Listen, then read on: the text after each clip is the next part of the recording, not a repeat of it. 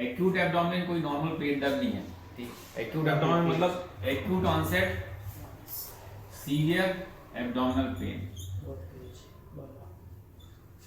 इसको अपन हमेशा एक्यूट कंडीशन है, ये एक इमरजेंसी कंडीशन है। इमरजेंसी कंडीशन है, इसको जितनी जल्दी आप डायग्नोसिस बनाओगे उतनी जल्दी उसका ट्रीटमेंट कर सकते हैं, क्योंकि ये इतनी इसमें 50% जो है सर्जिकल इमरजेंसीज रहती हैं, 50% मेडिकल कंडीशन है, मेडिकली ट्रीट हो सकती है, लेकिन ऑलमोस्ट 50% केसेस हैं सर्जिकली उनको ट्रीटमेंट देना पड़ता है। तो जितनी जल्दी आप डायग्नोसिस बनाओगे उतनी जल्दी आप उसके कॉम्प्लिकेशन को प्रिवेंट कर सकते हैं, जितनी जल्दी उसको ट्रीटमेंट चालू करेंगे। तो एक्यूट एब्डोमेन हमेशा एक इमरजेंसी की तरह ट्रीट करना चाहिए। आप कोशिश करना है, आपको ये एक प्रॉमिसिंग टाइप का होता है। 50% केसेस ऑफ एक्यूट एब्डोमेन है, उनकी डायग्नोसिस नॉर्मली रूटीन इन्वेस्टिगेशन और एग्जामिनेशन से बन जाती है। 50% जो है 50% एब्डोमिनल पेन की डायग्नोसिस नहीं बनती है, उनकी डायग्नोसिस हमेशा प्रॉमिसिंग होती है। वो ये हमेशा अपना क्लिनिकल चैलेंज रहता है। आपको कई बार इन्वेस्टिगेशन से ही भी डायग्नोसिस नहीं बनती, सिर्फ आपको क्लिनिकल बेसिस पे आप डायग्नोसिस बनाते हो, उसका ट्रीटमेंट करते हो। तो किस पेशेंट को एक्यूट एब्डोमेन के लिए अपन को सर्जरी में शिफ्ट करना है, किस पेशेंट को मेडिकली ट्रीट करना है। जो एक्यूट एब्डोमेन की अप्रोच है, एक्यूट एब्डोमेन की अप्रोच कहीं पे भी लिखी नहीं है, कहीं पे भी कहीं ऐसे नहीं लिखी इसको ऐसे ही अप्रोच करना है। इसकी अप्रोच हमेशा इंडिविजुअलाइज होती है, पॉजिटिव प्रेडिक्टिव वैल्यू के हिसाब से चलती है। पॉजिटिव प्रेडिक्टिव वैल्यू मतलब कि अपन पेशेंट की जो एज, सेक्स, हिस्ट्री एग्जामिनेशन के बाद आप क्या प्रेडिक्ट कर रहे हो, कैसा उसको जाना है, उसके हिसाब से अपन को आगे क्या इन्वेस्टिगेशन कराना है उस पर जाता है। बिना इन्वेस्टिगेशन के एक्यूट एब्डोमेन की डायग्नोसिस अपन बना नहीं सकते हैं। क्लिनिकली सिर्फ अपन सस्पेक्ट कर सकते हैं, अपन 90% तक कंफर्म हो सकते हैं कि हमारी ये डायग्नोसिस है। उसके लिए अपन को कहीं ना कहीं इन्वेस्टिगेशन करानी पड़ता है एक्यूट एब्डोमेन के लिए। तो सबसे पहले आते हैं एक्यूट एब्डोमेन की अप्रोच करने के लिए पेशेंट की हिस्ट्री लेंगे, ठीक है। हिस्ट्री में क्या क्या देखा जाएगा, एज। सबसे पहले आते हैं डिफरेंशियल डायग्नोसिस पे। हिस्ट्री से पहले डिफरेंशियल डायग्नोसिस ये आता है कि पेशेंट एक्यूट एब्डोमेन का पेशेंट आया है, तो एक्यूट एब्डोमेन में आपके पास क्या क्या बीमारी आप सस्पेक्ट कर सकते हो, कम से कम ये तो आपको पता ही होना चाहिए, ठीक है। 9 क्वाड्रेंट हो गए, 9 क्वाड्रेंट के नाम सबको पता ही है। ये क्या है, epigastrium, right hypochondrium, left hypochondrium, left lumbar, left iliac fossa, umbilical, right lumbar, right iliac fossa और हाइपोगैस्ट्रियम। ये हो गए 9 रीजन जहां पे पेशेंट का एब्डोमिनल पेन प्रेजेंट कर सकता है। अब जो कॉजेज होते हैं, कॉजेज डिवाइड करते हैं राइट हाइपोकॉन्ड्रियल पेन से। एक्यूट ऑनसेट राइट हाइपोकॉन्ड्रियल कॉज के क्या क्या कॉजेज हो सकते हैं, मोस्ट कॉमन एक्यूट कोलेसिस्टाइटिस, फिर एक्यूट अपेंडिसाइटिस। जो अपेंडिसाइटिस है वो रेट्रोसिकल होता है, पीछे साइड से जाता है, तो उसका रिफर्ड पेन यहाँ पे होता है, ठीक है। रिफर्ड पेन का मतलब क्या होता है, रिफर्ड पेन पता है ना। रिफर्ड पेन होता है एक्चुअली जो मसल फाइबर या नर्व फाइबर जो है, नर्व फाइबर का यहाँ पे ओरिजिन रहता है। जैसे यहाँ पे अपेंडिक्स है, अपेंडिक्स के यहाँ से वो नर्व फाइबर या मसल फाइबर ऊपर तक जाता है। कई बार यहाँ तो उसका पेन कई बार ऊपर रहता है। जैसे हार्ट है, हार्ट का पेन कई बार यहाँ एब्डोमेन में होता है। पेंक्रियाज है, पेंक्रियाज का पेन कई बार यहाँ पे होने लगता है। स्टोन है, स्टोन का पेन भी नीचे होने लगता है। तो रिफर्ड पेन बहुत कॉमनली मिसडायग्नोस हो जाते हैं इससे, रिफर्ड पेन के कारण अपन कि अपन को कहाँ जाना चाहिए। तो एक्यूट अपेंडिसाइटिस और liver abscess actually acute abdomen नहीं होती है। लिवर एब्सेस अगर रप्चर हो जाता है तो एक्यूट एब्डोमेन है। लिवर एब्सेस कोई एक्यूट, कल ही आया था वो पेशेंट लिवर एब्सेस का, वो एक्यूट है, वो लिवर एब्सेस एक्यूट एब्डोमेन लेके थोड़ी आया था, वो तो क्रोनिक एब्डोमेन पेन है। एब्डोमेन पेन दो तरीके से हो सकते हैं, या तो पेशेंट को क्रोनिकली बहुत लॉन्ग टर्म से एब्डोमेन पेन रहा है, वो एक्यूटली हो गया है, या फिर प्रेजेंटली एक्यूटली किया है। तो लिवर एब्सेस का पेशेंट वो है कि क्रोनिकली उसको बोलता रहता होगा यहाँ पे दर्द होता है, फिर एकदम से एक्यूट एब्डोमेन से प्रेजेंट करता है जब रप्चर हो जाता है। और कॉजेस क्या है, एक्यूट पैंक्रियाटाइटिस। एक्यूट पैंक्रियास कहाँ है, पैंक्रियास का ये लोकेशन है, यहाँ का थोड़ा सा भी रिफर्ड पेन होगा तो वहां आ जाएगा। और रीनल कोलिक, स्टोन है, स्टोन भी वहां पे हो जाएगा। और लंग्स की जो यहाँ पे होता क्या है, लंग्स का कुछ आएगा, लंग्स का हो जाएगा। जो प्लूरिसी है ना, प्लूरिसिक पेन, प्लूराइटिक पेन, जब इस इफ्यूजन मतलब लंग में जो प्लूरल इफ्यूजन बनना स्टार्ट होता है ना, जैसे ये प्लूरा है, ये लंग्स है, लंग्स के आजू बाजू प्लूरा चल रही है, तो जैसे इफ्यूजन बनना स्टार्ट होता है तब यहाँ पे बहुत सीवियर पेन होता है।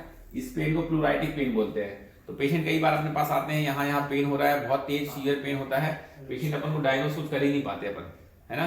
तो कुछ दिन बाद अपन देखते हैं कि थोड़े दिन बाद अपन सोनोग्राफी या फिर एक्सरे कराते हैं, उसमें इफ्यूजन निकलता है। इनिशियली तो प्लूराइटिक पेन कुछ आता ही नहीं है।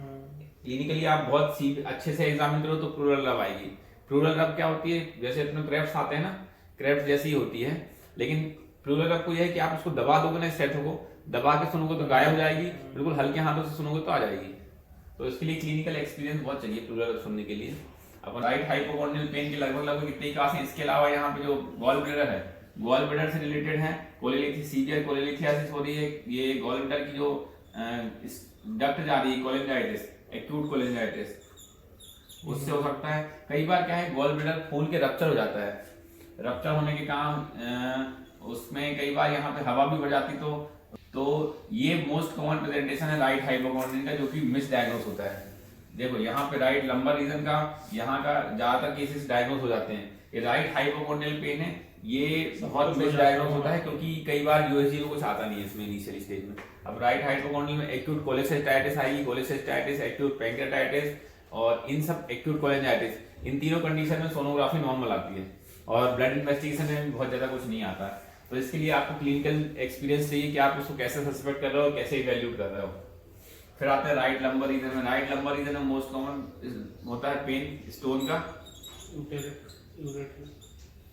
यूरेटर का, हाँ स्टोन आएगा, यूरेटर का तो और नीचे आएगा, जहाँ रीनल जो वो है पेल्विस है, पेल्विस का पेन आएगा। उसके बाद कई केसेस में यूरेटर का पेन एक्चुअली डिफर्ड पेन होता है, तो थोड़ा सा नीचे ही आता है। कई बार यूरेट्रिक पेन भी हो सकता है, और एक्यूट अपेंडिसाइटिस का पेन बताई था मैंने। ऑब्स्ट्रक्शन भी है, अल्सर का पेन यहाँ नहीं होता, अल्सर के पेन यहाँ पे आएंगे। अल्सर इंटेस्टाइनल ऑब्स्ट्रक्शन के अपन उसमें डिफ्यूज में आएंगे, लोकलाइज थोड़ी रहेंगे। राइट इलियक फोसा के पेन क्या है, ये भी मोस्ट है, acute appendicitis, ureteric stone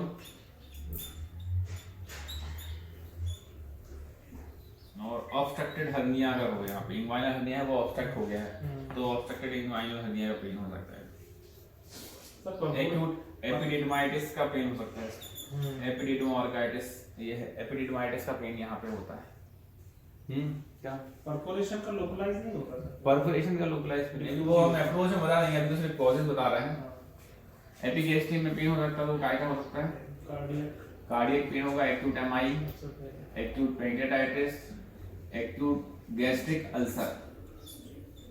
gastritis का पेन इतना तेज नहीं होता है कि एक्यूट एब्डोमेन में, लेकिन गैस्ट्रिक अल्सर का पेन एक्यूट एब्डोमेन वाला पेन है, बहुत सीवियर पेन होगा।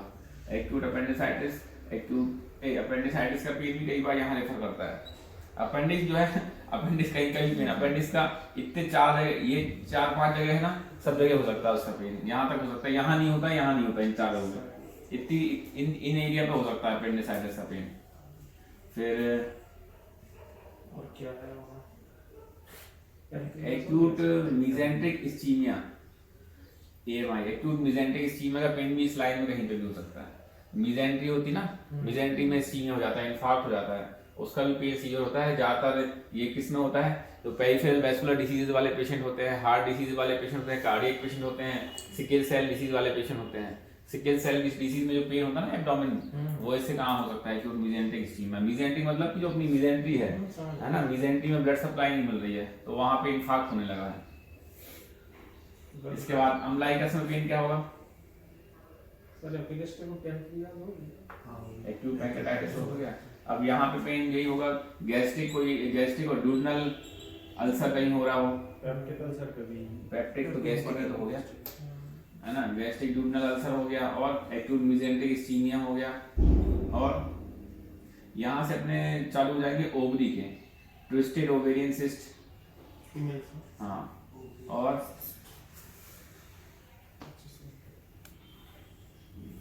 रेट्रोअम्बिलिकल एब्सेस कई बार बन जाती है। अम्बिलिकल एब्सेस जो है वो हैं एक्टोपिक प्रेगनेंसी में भी होता है सर सीवियर। एक्टोपिक प्रेगनेंसी के पेन यूजुअली इन दोनों साइड पे होते हैं। एक तरफ होगी ना एक्टोपिक, जो ट्यूब्स होती है, ट्यूब्स यहाँ पे होती हैं, जो कई बार सिस्ट बन जाती है तो वो बड़ी होकर कहीं पे पेन कर सकती है। ट्यूब्स तो यही पे होती है। एक्यूट एब्डोमेन का पेन, एक्टोपिक प्रेगनेंसी जो रप्चर होती है, रप्चर एक्टोपिक, उसमें यूजुअली पेशेंट पेन एब्डोमेन से प्रेजेंट नहीं करता है, पेशेंट शॉक और ब्लीडिंग पीवी से प्रेजेंट करता है। बहुत रेयर केसेस होती है उसमें पेन एब्डोमेन से प्रेजेंट करता है। पेशेंट का एक ही हिस्ट्री आती है कि 2 मंथ प्रेगनेंसी है, उसको वॉमिटिंग हो रही है, ब्लीडिंग पीवी हो रही है और पेशेंट शॉक में जा रहा है। तो एब्डोमेन पेन से भी प्रेजेंट करते हैं, वो यूजुअली यहाँ पे होते हैं।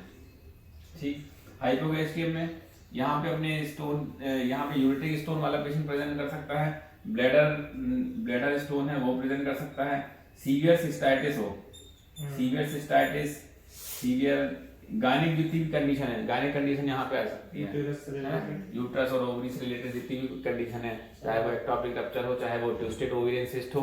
ट्विस्टेड ओवेरियन सिस्ट भी बहुत कॉमन है, जो कि तीनों एरिया में प्रेजेंट कर सकती है। ये सब अपनी डायग्नोसिस डीडी में इसलिए रखनी पड़ेगी, अपने को ध्यान रखना है, उसी हिसाब से तो हम आगे जाएंगे, कहाँ पे उसको दर्द हो रहा है उसके हिसाब से कैसा अप्रोच करना है, और आगे अगर डायग्नोसिस नहीं बन रही तो आगे और कौन सा इन्वेस्टिगेशन कराना है। अब आए इसमें, इसका लेफ्ट हाइपोकॉन्ड्रियम का मोस्ट कॉमन पेन है प्लूराइड, एक तो प्लूरिसी, दूसरा स्प्लीनिक इन्फार्क्ट। स्प्लीनिक इन्फार्क्ट बहुत कॉमन है।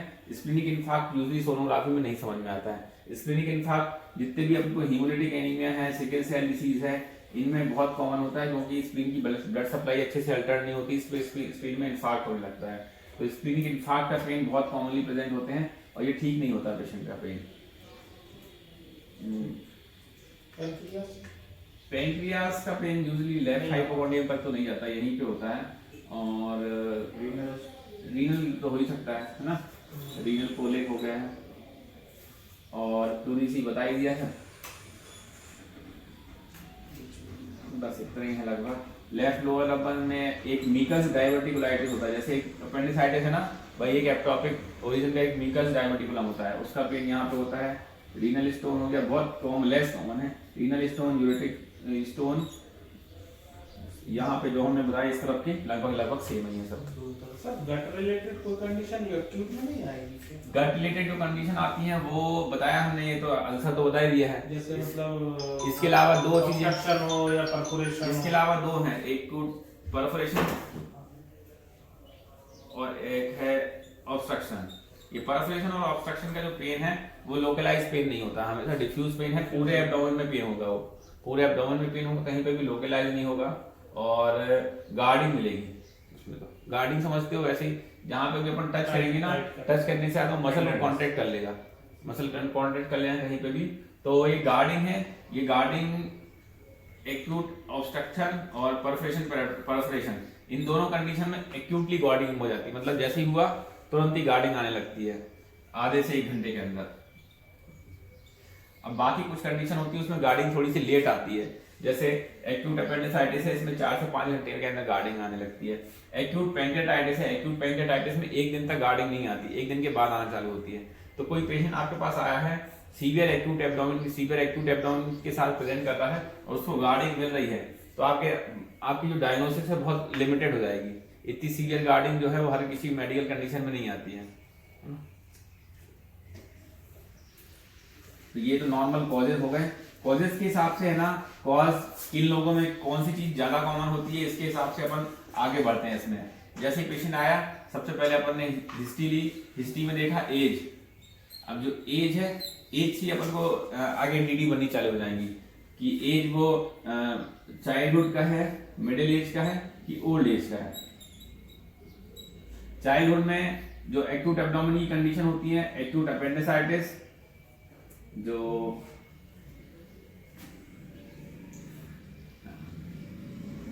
एक्यूट पेप्टिक अल्सर, ये 2 कॉमन डायग्नोसिस है। चाइल्डहुड एज में अगर कोई पेशेंट आता तो यही डायग्नोसिस है। चाइल्डहुड में कोई पेशेंट गाल स्टोन वगैरह से प्रेजेंट नहीं करता है या गाल स्टोन से प्रेजेंट नहीं करेगा, और दूसरे एक्यूट पैंक्रियाटाइटिस बहुत अनकॉमन है चाइल्डहुड में, और बाकी चीजें जो हैं गायनिक से रिलेटेड भी चीजें अनकॉमन है। स्टोन बहुत ज्यादा कॉमन नहीं है चाइल्डहुड में, है ना। चाइल्डहुड का कोई पेशेंट आ रहा है तो अपन को दो ही डायग्नोसिस कॉमन देखते हैं, एक्यूट पेप्टिक अल्सर और एक्यूट अपेंडिसाइटिस। इसके अलावा परफोरेशन और ऑब्स्ट्रक्शन, ये दो चीजें तो हो ही सकती हैं, ये भी लेस कॉमन है, यही कॉमन है मोर। अब मिडिल एज में, मिडिल एज का आया है कोई पेशेंट, मिडिल एज में क्या क्या चीजें कॉमन आती हैं? सभी कुछ मिडिल एज वाले पेशेंट को तो लगभग सब कुछ हो सकता है ना। ओल्ड एज वाले आ रहे हैं, ओल्ड एज में क्या चीजें कॉमन है परफेक्शन? इसके ऑब्स्ट्रक्टेड हर्निया बहुत कॉमन है, ऑब्स्ट्रक्शन है, इंटेस्टाइनल ऑब्स्ट्रक्शन वाला पेशेंट बहुत कॉमन भी आते हैं, परफोरेशन पेरिटोनाइटिस वाले पेशेंट बहुत कॉमन आते हैं ओल्ड एज में। बाकी जो ये गॉल स्टोन और इससे रिलेटेड कॉम्प्लिकेशन है वो मिडिल एज वाले ग्रुप में है। पेंकेटाइटिस है, पेंकेटाइटिस मिडिल एज ग्रुप वालों को पेशेंटों को होती है, ओल्ड एज में बहुत कम होती है।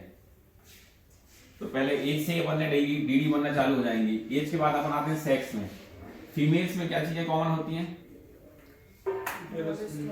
अगर फीमेल में लोअर एब्डोमेन पेन हो रहा है तब तो आप यूट्रस के कॉजेज भी रूल आउट करने पड़ेंगे। अब अपर एब्डोमेन पेन हो रहा है तो अपर एब्डोमेन में फीमेल में जो है ना गॉल स्टोन वाले पेशेंट, गॉल स्टोन वाले कॉम्प्लिकेशन ज्यादा होते हैं।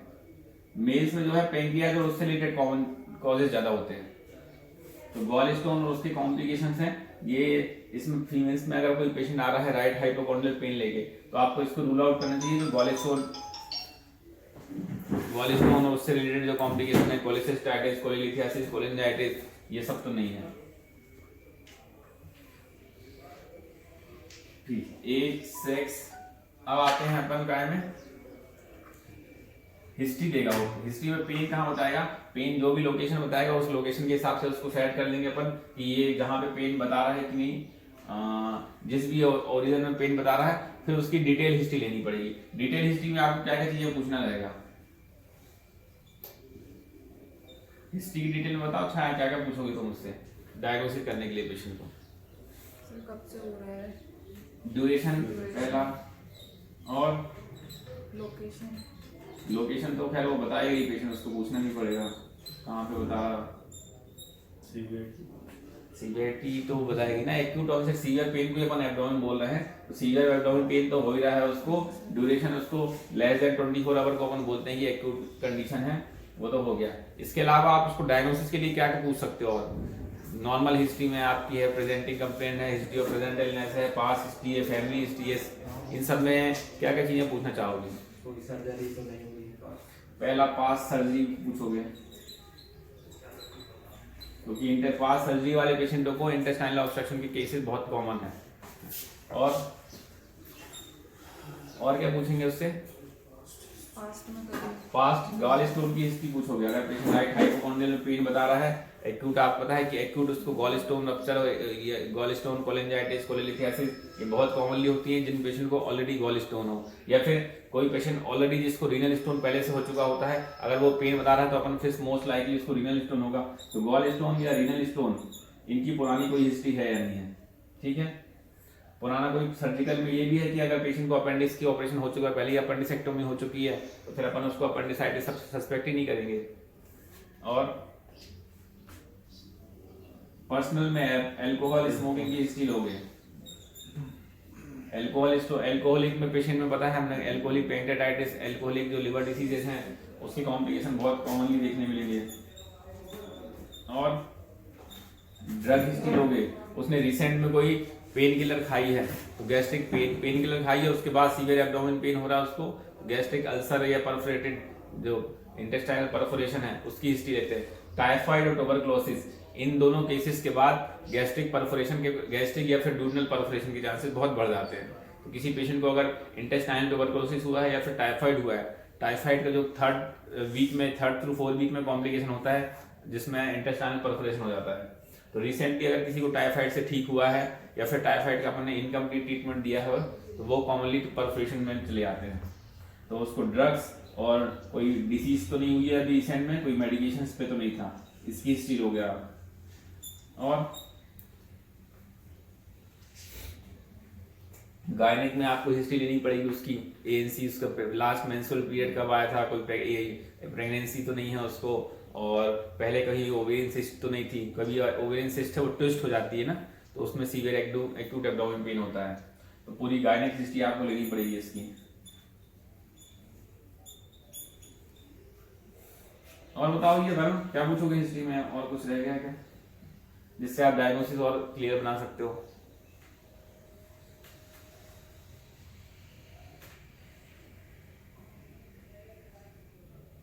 ये हिस्ट्री एक्चुअली बहुत इंपॉर्टेंट है। कई बार क्या है, क्योंकि एक्यूट एब्डोमेन पेन हमेशा एक चैलेंज रहता है अपने लिए भी और पेशेंट के अटेंडेंट्स के लिए भी, कि पेशेंट को एक्यूट एब्डोमेन पेन हो रहा है, अपन डायग्नोसिस नहीं कर पा रहे हैं, तो आगे ट्रीटमेंट क्या देंगे अपन?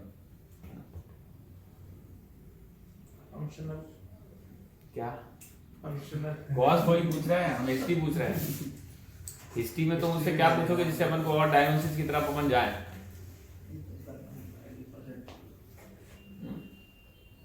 चलो लगभग अपन को इतनी हिस्ट्री पूछनी है सब चीजों से, खासकर इसमें सर्जिकल की हिस्ट्री पूछनी है, ड्रग्स की हिस्ट्री पूछनी है, प्रॉपर गायनेक हिस्ट्री पूछनी है, और स्टोन की हिस्ट्री पूछनी है, पर्सनल हिस्ट्री पूछनी है। मतलब ये तो लगभग सभी चीजें पूछनी है आपको, सभी पेशेंटों को पूछना है ये, ठीक है। डिटेल हिस्ट्री ले ली आपने, डिटेल हिस्ट्री ले ली थी।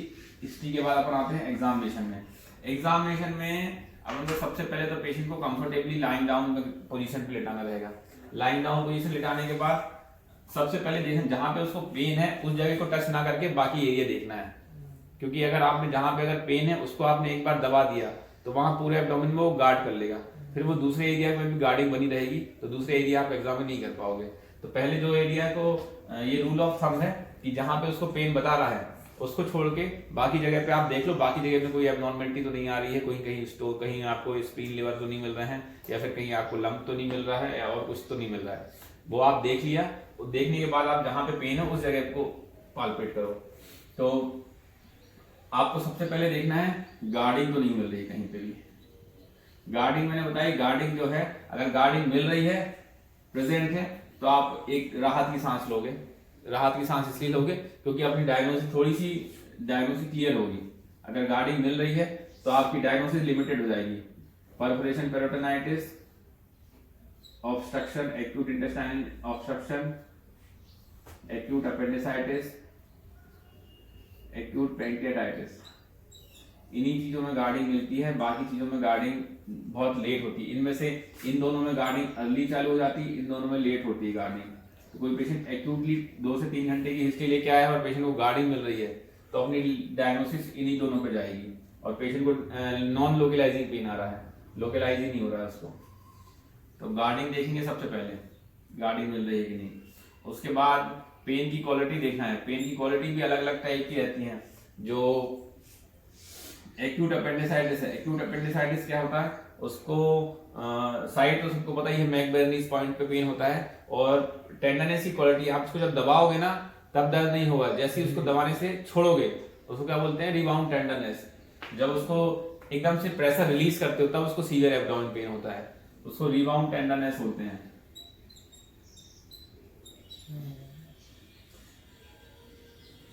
और तो बाकी पाल्पेशन में बहुत ज्यादा कुछ समझ में नहीं आता। अल्टीमेटली आपको प्रॉपर डायग्नोसिस बनाने के लिए इन्वेस्टिगेशन का सहारा लेना ही पड़ेगा। क्लिनिकली आप डायग्नोसिस में डाउट जो होता है, जिसमें आपको कंफ्यूजन होता है क्लिनिकल में, पहला तो अगर राइट साइड का पेन हो रहा है, राइट साइड का पेन के लिए मोस्ट कॉमन अपने पास डायग्नोसिस होती है क्या, स्टोन, अपेंडिक्स, या फिर गॉल स्टोन, गॉल ब्लैडर या फिर उसकी कॉम्बिनेशन। यही 3 डायग्नोसिस है यहाँ पे अगर पेन हो रहा है तो। इसमें से अगर पेशेंट को हाइपोकॉन्ड्रियम में पेन हो रहा है तब अपेंडिसाइटिस थोड़ा सा कट जाएगा, अगर यहाँ पे नीचे साइड पेन हो रहा है तो गॉल स्टोन वाला कट जाएगा। तो स्टोन तो हमेशा डायग्नोसिस में रहेगा ही रहेगा आपको, अगर राइट साइड या लेफ्ट साइड में कहीं पे भी पेन हो रहा है तो। अब स्टोन को और इनके जो पेन है इसमें कैसे क्लिनिकली कैसे रूल आउट करेंगे कि इसमें क्या डिफरेंस मिलेगा। स्टोन का पेन है, स्टोन का पेन पहली बात तो थोड़ा सा नॉन लोकलाइजिंग पेन होगा। स्टोन का पेन कई बार ज्यादातर रेफर्ड पेन होता है, क्योंकि किडनी अंदर रहती है, उसका पेन बिल्कुल लोकलाइज नहीं होता, थोड़ा सा नॉन लोकलाइजिंग पेन होगा, एसोसिएटेड होगा वॉमिटिंग और नोजिया के साथ। यूरिनरी प्रॉब्लम 50% केसेस में इसमें मिलती है। 50% केसेस में पेशेंट बोलेगा कि उसको यूरिन में या तो जलन हो रही है, या तो फिर यूरिन करने में ऐसा लग रहा है कि रुक रही है, या फिर यूरिनरी कोई ना कोई फ्रीक्वेंसी बढ़ जाएगी, कोई ना कोई यूरिनरी कंप्लेंट देगा वो पेशेंट। ये रिफर्ड कंडीशन में आएगा। यूरिनरी कंप्लेंट तो दे देगी ना, पेशेंट को यूरिनरी ट्रैक में इन्फेक्शन हो रहा है तो कोई ना कोई यूरिनरी कंप्लेंट उसको आ जाती है। या तो उसको ऐसा लगेगा कि पेशाब रुक रही है एकदम से, या तो उसको लगेगा कि फ्रीक्वेंसी बढ़ रही है, उसको या लगेगा उसको कि बर्निंग हो रही है ना, या हेमेचूरिया हो रहा है, कोई ना कोई स्टोन आया है, स्टोन यूरिनरी ट्रैक में, अगर उसकी वॉल को घिसेगा तो हेमेचूरिया भी कराएगा वो, या फिर ब्लैक कलर कुछ ना कुछ चेंजेस यूरिनरी कंप्लेंट में देगा। 50% केसेस में मिल रही तो अपने पास डायग्नोसिस थोड़ी सी क्लियर है, नहीं मिल रही कंप्लेंट तो फिर अपने को डाउट है। तो स्टोन के ये कैरेक्टरिस्टिक रहते हैं स्टोन पेन के। जो गॉल स्टोन वाले पेन है, गॉल स्टोन वाले पेन हमेशा नोजिया वॉमिटिंग के साथ एसोसिएटेड होंगे, नोजिया वॉमिटिंग कराएंगे, सीवियर कुछ भी चीज खाने में, कुछ भी चीज खाते नहीं बनेगी, सीवियर नोजिया वॉमिटिंग कंटिन्यूसली हो ही रही है। और पेन इतना सीवियर नहीं होगा, इसका पेन की क्वालिटी जो है, रीनल स्टोन का पेन है वो बहुत ज्यादा सीवियर होता है, एसोसिएटेड विद स्वेटिंग वगैरह होता है। इसमें इतना स्वेटिंग और इतना तेज पेन नहीं होता। पेशेंट यहाँ पे भी थोड़ा सा लोकलाइज पेन बताएगा वो, गॉल स्टोन जहाँ पे होता है, गॉल ब्लैडर जहाँ पे होता है, वहां पे अगर इन्फ्लेमेशन है तो वो लोकलाइज कर देगा कि यहाँ पे इन्फ्लेमेशन हो रहा है, और छूने में यहाँ पे टच भी होगा, है ना। गॉल स्टोन के पेन के वो रेनाल्ड्स पेंटार्ड हमने बताए थे, रेनाल्ड्स ट्रायड होता है। रेनाल्ड्स ट्रायड क्या होता है गॉल स्टोन पेन का? एक ट्रायड बताया था हमने क्लास में, ट्रायड था और पेंटार्ड भी था उसमें। नोजिया नहीं था, फीवर था, और फीवर, राइट हाइपोकॉन्ड्रियल पेन, और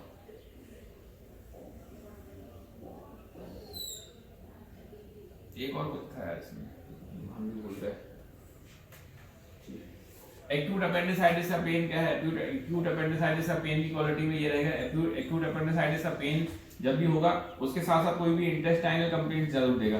इंटेस्टाइनल कंप्लेंट या तो वो बोलेगा कि उसको मोशन ढंग से पास नहीं हो रहा है, या तो पेट में खाना खाने की इच्छा नहीं हो रही, पेट साथ में फूल रहा है, या फिर फ्रीक्वेंसी कुछ बार कई बार अल्टर्ड हो जाती है frequency. Right upper quadrant pen, jaundice और फीवर। हाँ जॉन्डिस नहीं, हाँ जॉन्डिस है, साथ में पेंटार्ड में उसको सेप्सिस हो जाएगी, और सर पेंटार्ड में इसमें टैकीकार्डिया और low blood pressure, septic shock हो जाएगा, और टैकीपनिया या टैकीकार्डिया कुछ है, टैकीकार्डिया, लो प्रेशर।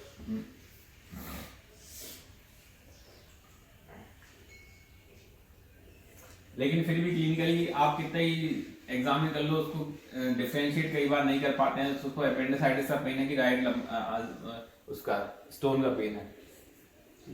स्टोन का पेन तो थोड़ी बैक साइड भी जाता है, जाने तो सब बैक साइड, तो अपेंडिक्स का पेन भी बैक में चले जाता है, अगर पैंक्रियास का पेन भी कई बार बैक में चले जाएगा, है ना। तो अपन ये कैरेक्टरिस्टिक है कि स्टोन का पेन थोड़ा सा बैक में भी जाएगा, ऊपर साइड रहेगा। और सर जैसे स्टोन का पेन है, अपेंडिक्स का पेन है, पैल्पेशन में टेंडरनेस तो डिफरेंस आएगा ना दोनों में? पाल्पेशन में अपेंडिक्स के पेन में टेंडरनेस दिक्कत रहेगी, लेकिन होता क्या है कि पेशेंट गार्डिंग बना लेता है। पेशेंट को आप 6 से छूओगे ना तो वो गार्डिंग करने लगेगा, तो गार्डिंग के बाद फिर अपन को समझ में नहीं आएगा, गार्डिंग के बाद वो लोकलाइजेशन खत्म हो जाएगा पेन का। एक्यूट एब्डोमेन में सबसे बड़ी दिक्कत यही है कि जैसे ही अपन को छूते हैं, और कई बार ये है कि लोकलाइज होता ही नहीं है, अपेंडिक्स का पेन शुरुआत में कहीं पे भी घूमता रहेगा, 1-2 दिन बाद वो लोकलाइज होना चालू होगा, क्योंकि शुरुआत में है ना, जैसे मीजेंट अपेंडिक्स है, अपेंडिक्स की जो मीजेंट्री है, मीजेंट्री तो पूरी ऐसे फैली हुई है ना, मीजेंट्री पूरी फैली हुई है, वहां पे इन्फ्लेमेशन होता है, तो इन्फ्लेमेशन की मीजेंट्री के फाइबर सब जगह इन्फ्लेम कर देते हैं, सब जगह इसको पेन बनाते रहते हैं, यहाँ पे भी दबाव तो भी दर्द हो रहा है, यहाँ पे भी दबाव तो भी दर्द हो रहा है। 1-2 दिन बाद जब पूरा वो स्वेलन हो जाएगा तब वो लोकलाइज होगा, तो 1-2 दिन तक वो पेशेंट लोकलाइज नहीं कर पाता पेन को। ऐसे रीनल स्टोन का पेशेंट जो है ना, वो खुद ही नहीं बता पाता कि हो कहाँ रहा है उसको पेन, यहाँ घूमता रहता है, यहाँ से बैक में कहीं से भी वो घूमता रहता है। मोइन अपन को उसकी हिस्ट्री में यही पूछना है, कोई यूरिनरी कंप्लेंट तो नहीं है। अगर यूरिनरी कंप्लेंट किसी भी टाइप की मिल रही है तो अपने पास थोड़ा सा एक आइडिया है कि उसको स्टोन है। अगर कोई एब्डोमेन से रिलेटेड कंप्लेंट मिल रही है, वॉमिटिंग और नोजिया दोनों बहुत कॉमन है और सब में होंगे वो, तो एक्यूट एब्डोमेन के साथ नोजिया वॉमिटिंग मिलना कोई अलग बात नहीं है, किसी भी चीज में मिल सकते हैं। अगर वो है कि अगर उसको वॉमिटिंग में ब्लड आ रहा है तब आपको अलग चीज दिखेगी, तब आप गैस्ट्रिक अल्सर पर मतलब परफोरेशन या फिर गैस्ट्रिक अल्सर आप सस्पेक्ट करोगे। ठीक है, अब आते हैं इसमें कि आगे वाइटस देखने हैं। वाइटस अगर आपको डिरेंज मिल रहा है, एक्यूट एब्डोमेन की जो बहुत कम कंडीशन है जिसमें कि वाइटल्स रेंज मिलते हैं एक्यूट एब्डोमेन में। अगर आपको बीपी है, बीपी लो मिल रहा है, पल्स बहुत ज्यादा हाई मिल रही है, मतलब पेशेंट शॉक में जा रहा है, पेशेंट शॉक में जा रहा है, इसकी कंडीशन दो ही हो सकती है, या तो एक परफोरेशन पेरिटोनाइटिस है या फिर एक्यूट एमआई है। दो कंडीशन ऐसी है जिसमें कि आप पेशेंट को, जैसे ही पेशेंट को पेन होता है उसके बाद पेशेंट शॉक में जाने लगता है। इसके अलावा जो भी कंडीशन है वो शॉक में तो नहीं लेके जाएगी पेशेंट को। अब चाहे वो एक्यूट मीजेंटिक इस्कीमिया हो और एक्यूट अपेंडिसाइटिस हो, एक्यूट पैंक्रियाटाइटिस हो, कोई भी ऐसी कंडीशन है जो पेशेंट को शॉक में तो नहीं लाने देती। तो ये दो चीजें हैं, अगर पेशेंट शॉक में जाया है और पेशेंट प्रेजेंट कर रहा है शॉक में, तो आपको सबसे पहले ये दो चीजें रूल आउट करनी कि पेशेंट को परफोरेशन तो नहीं है और एक्यूट एमआई तो नहीं हुआ है। शॉक के बाद फिर आगे अपन को और क्या टेस्ट क्या कराएंगे। सबसे पहला यूएसजी एब्डोमेन, एक्सरे, केयूबी या फिर upper abdomen standing view, abdominal standing view. USG abdomen से क्या क्या चीजें कंफर्म हो जाती है, रीनल स्टोन, अपेंडिसाइटिस या फिर गॉल स्टोन से रिलेटेड प्रॉब्लम या फिर ओवेरियन से रिलेटेड प्रॉब्लम। ये मोटे मोटे अगर कोई दिक्कत है, मेजर कोई दिक्कत है तो बड़ा रीजन है समझ में आते हैं। लेकिन कई बार क्या है, यहाँ की अपनी यूएसजी भी नॉन स्पेसिफिक रहती है। अब उन्होंने लिख दिया थिक वॉल अपेंडिस है लेकिन क्लियर नहीं है कि उसमें इन्फ्लेम है कि नहीं, तो वो सब कुछ हो गया। उन्होंने कहा कि गॉल ब्लैडर में स्लज मिल रहा है। अब गॉल ब्लैडर में स्लज तो हर कोई भी एक्यूट गॉल ब्लैडर में कंडीशन है उसमें मिलने लगता है, एक्यूट फीवर है उसमें भी गॉल ब्लैडर से स्लज मिलने लगता है। ओवेरियन, उन्होंने कहा कि ओवेरियन सिस्ट है लेकिन वो ट्विस्टेड है कि नहीं है वो समझ में नहीं आ रहा उसमें। ऐसे ही रीनल स्टोन है, उनने रीनल में माइल्ड एक दो स्टोन लिख दिए लेकिन वो रीनल स्टोन उसके कारण पेन हो रहा है कि नहीं ये कैसे पता लगाएंगे, है ना। क्योंकि रीनल स्टोन तो हो सकता है कि उसको पहले से ही प्रेजेंट हो, उसको पेन हो रहा है, कई बार पेन राइट साइड में होता है, स्टोन लेफ्ट में निकल आता है तो रीनल स्टोन से पेन हो रहा है कि नहीं हो रहा है ये कैसे पता लगाओगे। बहुत सी है सीटी कराना, वो यही दिक्कत है एक्यूट एब्डोमेन में, यही बहुत लिमिटेशन है कि अपने पास डायग्नोसिस बन नहीं पाती कई बार, क्योंकि अपने पास प्रॉपर इन्वेस्टिगेशन नहीं है, प्रॉपर क्वालिटी नहीं है एक तो इन्वेस्टिगेशन की इतनी। अब इससे नहीं कंफर्म हो रही है तो अपन एक्सरे केयूबी और एक्सरे एब्डोमेन स्टैंडिंग व्यू कराएंगे। एक्सरे केयूबी से आपको कोई स्टोन अगर छोटा मोटा होता है तो वो यूएसजी में नहीं दिखता है, केयूबी एक्सरे में दिख जाता है। एब्डोमिनल स्टैंडिंग में आपको परफोरेशन या फिर ऑब्स्ट्रक्शन, ये दो चीजें तो मिल जाएंगी।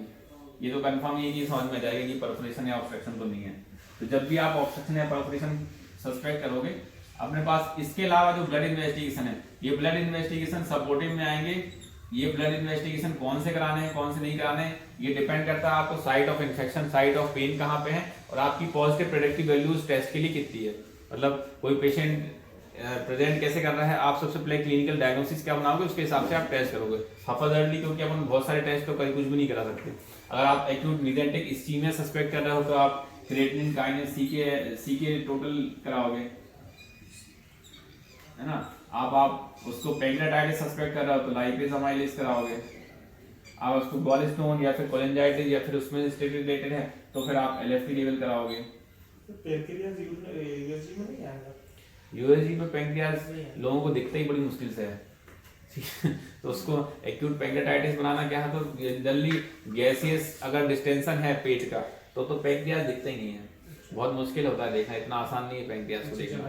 तो पैंक्रियास दिखते ही बहुत मुश्किल से, तो उसमें इन्फ्लामेशन देखना, इन्फ्लामेशन एक्चुअली पैंक्रियास की जो डक्ट है ना, ये डक्ट में स्वेलिंग से देखते हैं। ये डक्ट जो है ना, ये डक्ट स्वेल तो नहीं कर रही है, हेड ऑफ पैंक्रियास में इन्फ्लेम तो नहीं है, ये दो चीजें देखते हैं एक्यूट पैंक्रियाटाइटिस में। तो गॉल स्टोन में एलएफटी का क्या रोल है? गॉल स्टोन के कहाँ इलेक्ट्रिक अरेंजमेंट होता है, एल्कलाइन फॉस्फेटेज है और लिवर एंजाइम भी डिरेंज होते हैं। गॉल स्टोन एक्यूट कोलेसिस्टाइटिस है उसमें डिरेंज हो जाएंगे, एक्यूट कोलेंजाइटिस है उसमें डिरेंजमेंट मिलेगा, इतना ज्यादा नहीं मिलेगा जितना हेपेटाइटिस में मिलेगा, लेकिन मिलेगा। जैसे हेपेटाइटिस में जो सीरम एसजीओटी एसजीपीटी लेवल 2-3 हजार तक पहुंच जाते हैं, उतने नहीं पहुंचेंगे, 300 400 500 तक तो पहुंच ही सकते हैं। एक्यूट पैंक्रियाटाइटिस है। अब इसके बाद देख लिया अपन ने कि डायग्नोसिस नहीं बन रही, पेशेंट एक्यूट एब्डोमेन की कंप्लेंट कंटिन्यूसली बोल रहा है और पेशेंट की फिर भी डायग्नोसिस नहीं बन रही, इन्वेस्टिगेशन अपन ने करा ली, इन्वेस्टिगेशन के हिसाब से आप सस्पेक्ट नहीं कर रहे हो, या फिर इन्वेस्टिगेशन में आपने देखो जैसे जिस तरफ इन्वेस्टिगेशन जा रहा है, अगर पेशेंट अपर एब्डोमेन में है लाइपेज अमाइलेज बढ़ रहे हैं या फिर उसको गॉल स्टोन से एलएफटी डिरेंजमेंट आ रहा है तो सीटी अपर एब्डोमेन कराओगे आप। और अगर लोअर में सस्पेक्ट कर रहे हो, गायनेक कोई है, लेडीज कोई प्रॉब्लम है, लोअर एब्डोमेन की कंप्लेंट कर रहा हो तो सीसीटी लोअर एब्डोमेन। इसके बाद सीटी के एब्डोमेन के बाद भी अगर डायग्नोसिस नहीं बनती है, पेशेंट कंटिन्यूसली पेन बना रहता है, इसके बाद भी नहीं बनती, कई बार कई पेशेंट है, इसमें 20 से 30% पेशेंट आते हैं एक्यूट एब्डोमेन के, उसमें सीटी कराने के बाद भी डायग्नोसिस बनी नहीं पाती है, पेशेंट को पेन क्या हो रहा है पता ही नहीं चलता।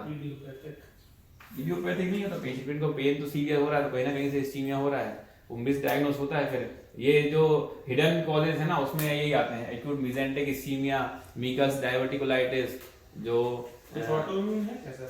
नहीं ऑटोइम्यून कुछ नहीं होता, एक्यूट एब्डोमेन हो रहा है मतलब कहीं ना कहीं से उसको पैथोलॉजी है, इन्फ्लेमेशन हो रहा है। कई बार स्मॉल परफोरेशन होता है, स्मॉल परफोरेशन भी पता नहीं चलता, एक्सरे एब्डोमेन में भी नहीं आता वो, सीटी में भी कई बार नहीं आ पाता है, स्मॉल परफोरेशन होते हैं। तो क्लिनिकली आप सस्पेक्ट करते हो, क्लिनिकली कब आप उसको कितना जल्दी रेफर कर सकते हो ये है। कई बार आप उसको सिर्फ नॉर्मल कोलाइटिस समझ के रखे रहते हो, पेशेंट आगे कॉम्प्लिकेट कर जाता है। तो कॉम्प्लिकेट करने के लिए वो क्या होगा, पेशेंट को साइन ऑफ सेप्सिस मिलेंगे, साइन ऑफ केएफटी या एलएफटी डिरेंजमेंट मिलेगा। तो आप उसको देखा एक दिन देखा आपने, एक दिन तक उसको डायग्नोसिस तो नहीं बनी लेकिन पेशेंट कॉम्प्लिकेट नहीं हो रहा है, तब भी अपन उसको अपन ऑब्जर्वेशन के लिए रख सकते हैं, क्योंकि छोटा मोटा कोई होगा कॉज तो अपने आप ही ठीक हो जाएगा, है ना। अगर उसको टीएलसी बढ़ रहा है, यूरिया क्रिएटिनिन लगातार बढ़ रहे हैं, यूरिन आउटपुट ठीक नहीं है और चीजें डिरेंज हो रही हैं, तो आप उसको जितना जल्दी हो सकता है फिर रेफर कर दो, कॉज नहीं बन रहा है तो। ठीक है।